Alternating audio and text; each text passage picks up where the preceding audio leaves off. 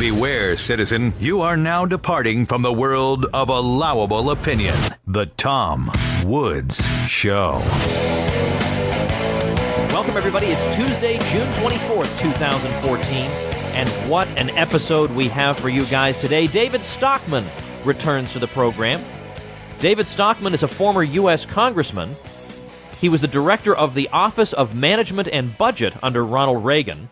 He went on to have a career on Wall Street, after which he founded his own private equity fund company, Heartland Industrial Partners, based in Greenwich, Connecticut. He is the author of the extraordinarily important book, The Great Deformation, The Corruption of Capitalism in America, and he operates the truly indispensable website and blog, DavidStockmansContraCorner.com. That site is the antidote to all the nonsense you read about the economy on a daily basis. So I urge you to check out DavidStockmansContraCorner.com, and let's welcome David back to the program. David, thanks for being here again.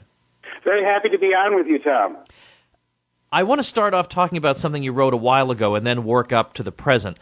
You gave a speech earlier this year on the general subject of the Federal Reserve and the warfare state, and what I found interesting in it, among many other things, is that you showed that it's not just the old story that the Fed enabled the warfare state, although that's a story that can't be told often enough and most people don't know anything about it. But it's also that it was under the conditions of war that the Fed itself grew. The Fed itself developed further what its role in the economy was going to be, which was initially a very modest one, and now you have all this demand management and everything else going on. This really had roots during wartime. Can you talk a little bit about both angles of that? Sure, I'd be happy to, and I elaborated this more in the longer article I wrote that appeared, at my blog, on my blog called David Stockman's Contra Corner. But you have to go back all the way to World War I, to 1913, to the enactment of the Federal Reserve on Christmas Eve that year, practically. And the interesting thing is that the Fed was not authorized in that fundamental change in our monetary system to buy government debt, to be intervening in the bond market or the money markets, to be active in Wall Street in any way, and instead it was to be a banker's bank that passively supplied liquidity when country banks or city banks or reserve banks came forward with good collateral and were willing to pay a penalty rate of interest on top of what, and this is really important, the free market was setting. So that was the scheme. The banker's bank. There was no Keynesian, macro management of the economy, no Humphrey Hawkins or targets for unemployment or inflation or housing starts or anything else. It was to be essentially a market-driven liquidity mechanism. Now, why did that change? It changed fundamentally because of the accident of World War I and the huge mistake that was made by Woodrow Wilson when he decided that the European war, which was nearing exhaustion in 1917, was something that we needed to jump into. And when we did, there was a massive war finance. Interestingly enough, and I've laid this out in my book, Tom, and I just feel like mentioning it again, on the eve of World War I, we had $1 billion of national debt only. It was 4% of GDP. It had not increased since the Battle of Gettysburg, if you can imagine, more than a 50-year period. And suddenly they had to finance 20 or 25 billion, a 20-fold increase in the national debt. Couldn't be done overnight on the spot, another huge part of the mistake Wilson made. And so they drafted the Fed into the service of financing the massive emission of war bonds. And that's where it all started. The Fed's mission, fundamentally changed. It got into the bond market. It got into the interest rate setting and impacting business. It got into the fiscal management side of our whole economy. And it took, obviously, decades and decades for mission creep to go from that start during World War I to what we have today. But of course, I think there is a continuous thread there, a continuous history, and with each pulse of the warfare state problem we've had, then going to World War II, and then the Cold War, and even now with these ridiculous interventionist wars, the Fed has been called into service to finance the government debt on the cheap, and so therefore people tolerate the wars and the cost of the wars that we don't need because essentially it's being financed with free money from the Fed. David, I noted in that speech you even used the word genocide, at least borderline genocide, when talking about the U.S. role in the Vietnam War. Now, I can't imagine using that language would have landed you a position in the Reagan administration. So sometime between then and now, you changed your views of the warfare state. When and how did that happen? Well, that's an interesting question, Tom, but in a sense I didn't. You know, I started out life as a student at Michigan State University in 1964 to 1968. I became rapidly anti-war. I was an SDSer. I fell for the whole sort of radical line. But ironically, they were correct about our intervention in Vietnam. It was a tremendous mistake. I never changed my mind about that, frankly. Wow, okay. And when I ran for Congress, and I ran as a conservative because I was a free marketer from southwestern Michigan. I proved my mettle because I voted against the first Chrysler bailout, not just the second one, the first one. But they ran the opposition candidate I had basically ran against me on the grounds that I had a red file with the Michigan State Police. Now, I bring this up because in 1980 I was then nominated by President Reagan to be budget director. Some enterprising reporter found out about the red file. They immediately raised the issue and tried to create a crisis and sort of put me in the penalty box, and he said he did that when he was a young man. I had a lot of crazy ideas, too. That's good. In other words, I have been skeptical all the way through about our interventionist, aggressive foreign policy. It's been one mistake after another. Vietnam, as I now can clearly see, and something that I continue to blog about every day on my blog, David Stockman's Contra Corner, was just the first step in a multitude and in a long-running history of interventions in places where the true security of the American people was not at issue.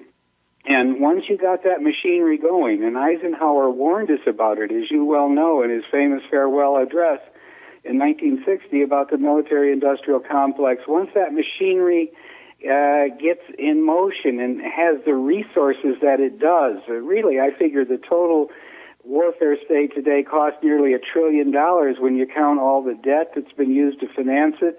$150 billion that the Veterans Administration costs us today because of all the wounded and harmed veterans that have come back from these unnecessary wars. When you put it all together, the national foreign assistance and security aid and the Pentagon budget per se and all the spy state apparatus, the intelligence agencies, when you put them all together, it's $1 trillion, a massive amount of resources, hundreds of thousands of civilian employees, millions in the private sector directly or indirectly benefited, all looking for a mission to keep the thing going. And that's why I continuously try to say to conservatives and libertarians, the warfare state is every bit as much statist as is the welfare state, and that we have a dual challenge in trying to, bring government to heel and get back to some kind of productive and prosperous capitalist system in America, and that is we have to tame both the welfare state and the warfare state.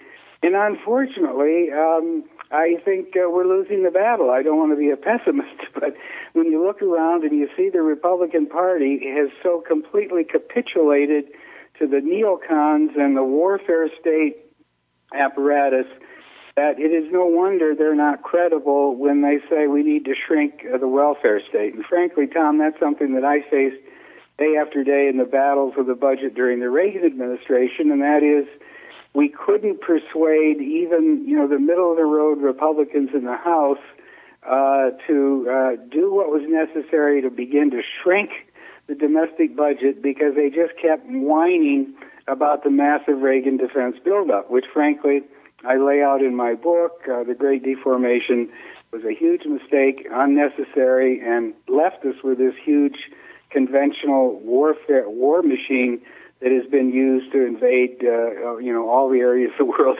Iraq, Afghanistan, Somalia, and everywhere else that we shouldn't have been involved in. I'm always interested in people who move from one worldview to another. So before we move on, I can't help asking, is there anything about your own transition from your SDS days to your days in the Reagan administration? Is there anything in the arguments that reached you that maybe might be useful for us today in trying to make arguments with the left? Like, what was it that made you say, doggone it, I think I'm wrong on something important here? Yeah, I was really wrong on the mechanics of democracy. I was right on the war and the imperialist foreign policy. I clearly didn't understand economics. I was a college kid, although in those days you didn't get student loans and grants. You had to work 20 or 30 hours a week to keep going at a state college like Michigan State.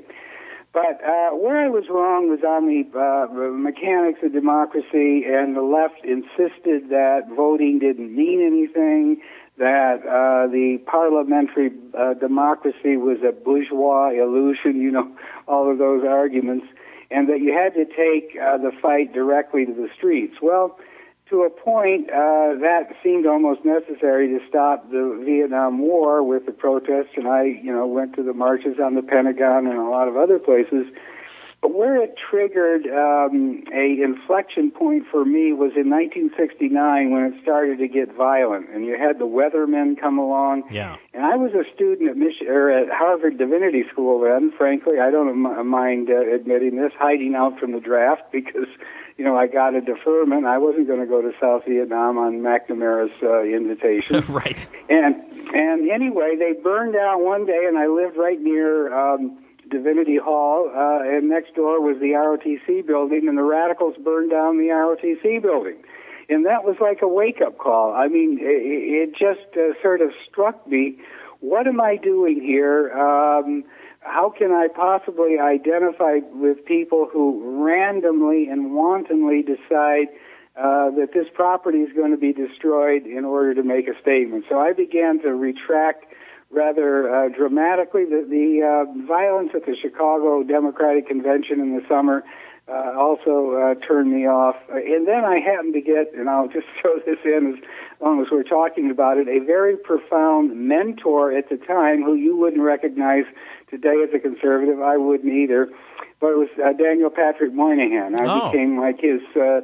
Actually, I was his live-in house band in Cambridge, but he became a great mentor to me, and he was a conservative in the democracy side of it, if not in, what I would call the economic policy or welfare state side of it. And I learned a lot from him, and I learned that you could be an intellectual and you didn't have to be left. And you asked me for the key point, and that was the thing that Daniel Patrick Moynihan did for me. Until then, I thought people on the right were basically mental midgets, and that if you were a real thinker and you read a lot of books and you went deep into history and you dug into the library, which is what I did in those days, that you had to be left because thinkers were left. And what I discovered while I was at Harvard Divinity School and under the tutelage of Pat Moynihan, who eventually got me a job on Capitol Hill, and that's how I started in political life, was that you could be an intellectual, you could be a thinker, you could be steeped in history and in theory, and you didn't have to be on the left. And so I think that's the real answer to your question. It's interesting you say that. We have a guest who's on this program from time to time, Bill Kaufman, who worked for Senator Moynihan for some time, and even though, again, of course, he's not a liberal or he's not a Democrat, nevertheless, Bill speaks very fondly of him. So to have two people I respect say that, well, all right, I'm willing to consider there might have been a decent person over in that institution. All right, I have a couple things more that I want to make sure I hit with you. And one of them you might think is unfair, and you may want to pass and punt on it, and I would not think the less of you for it. But I feel compelled as a good journalist to ask. You worked in the Reagan administration, and there is a wide array of testimonies about Reagan the man. You hear people say, yes, you'd see him on TV and he seemed very amiable, but, of sort of middling intelligence, just a guy who more or less understood the big picture, but that was it. And then you get other people who say he was very hands-on, he knew all the details, he dominated the meetings.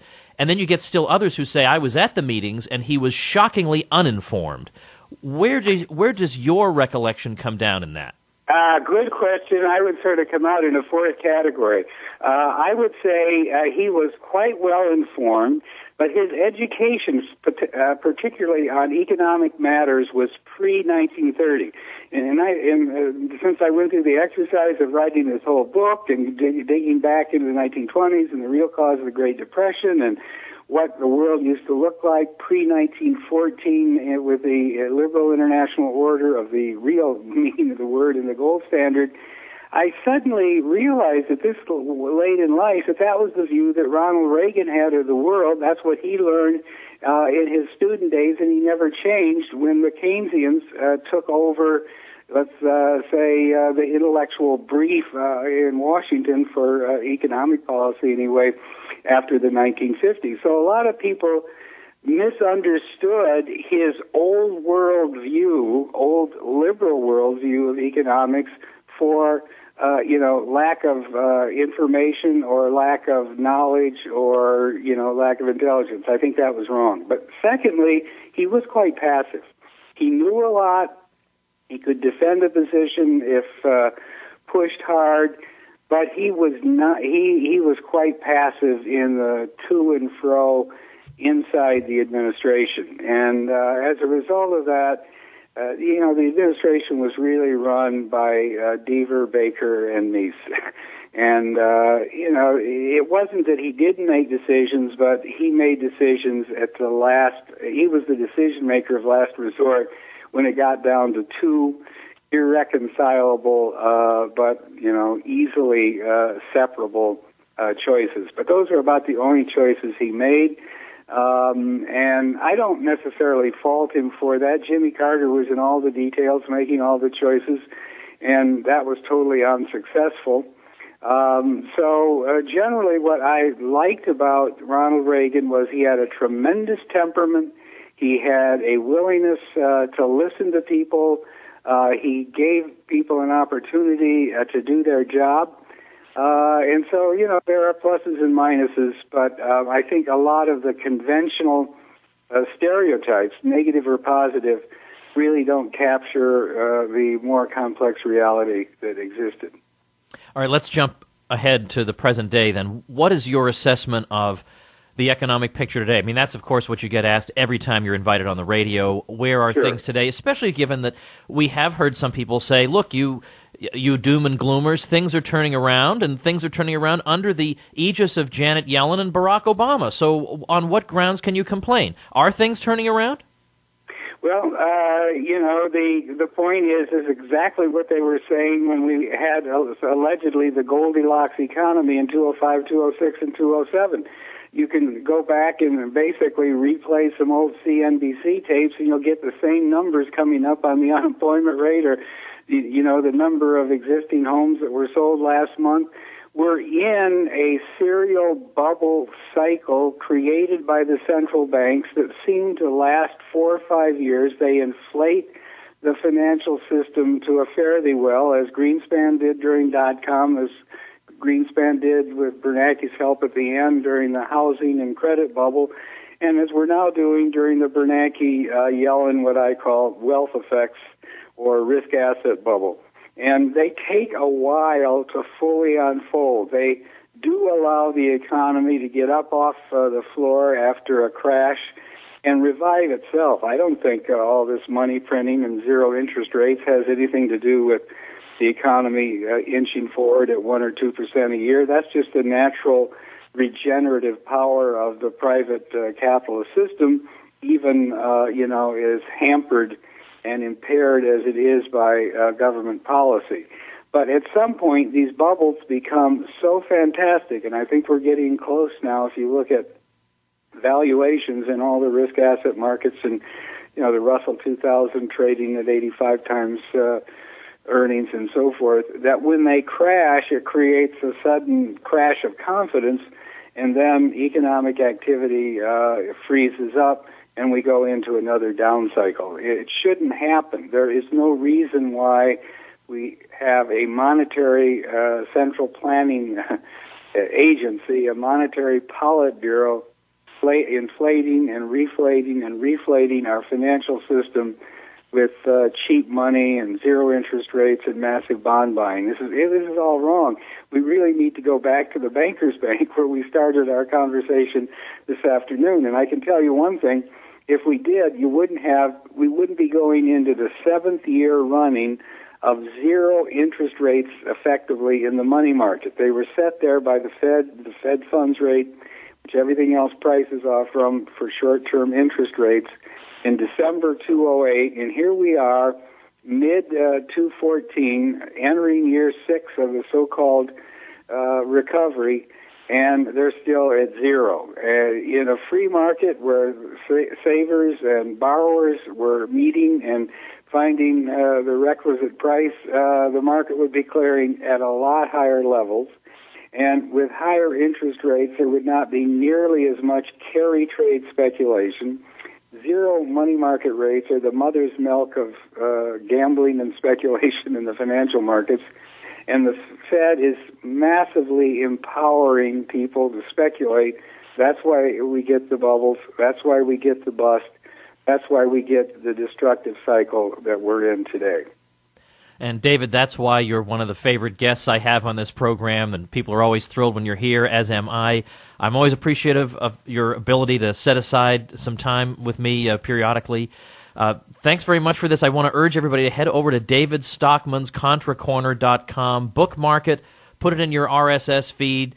Do what you need to do to make sure you're staying up with what David and other contributors to that site are saying. Thanks again, David. Can I appreciate add, Tom, it. on please. that, if I could add that you can sign up for a daily digest through email, and you automatically get the 6 or 8 or 10 items that we've posted that day. So that's the easy way to do it, and we do believe that we're providing a site where a lot of good thinking, not just my own, but a lot of like-minded individuals are also published, and where you can get an honest view of what's going on in the world, both of Washington and Wall Street. Well, I definitely recommend doing that, especially for you young bloggers with brand new blogs. If you're looking for material to comment on or to post, sign up for that email list, and you'll get a dose of material every single day. Also, David is going to be keynoting an event in Nashville, August 15th, that I'll be speaking at as well. So make sure and check that out at nightofclarity.com. David, thanks again. We'll talk again soon.